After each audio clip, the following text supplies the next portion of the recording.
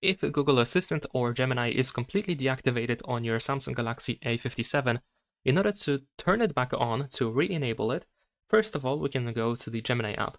So if you open the Gemini app, you will see this turn on button. So you want to tap on it in order to reactivate Gemini. Now over here, we're gonna choose Use Gemini in the bottom right corner.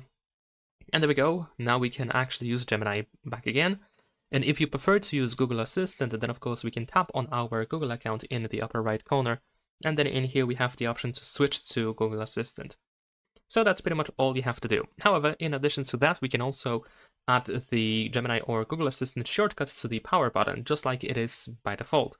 So if we open settings in here, we should be able to scroll down and go to advanced features. And then in advanced features, we're gonna choose the side button.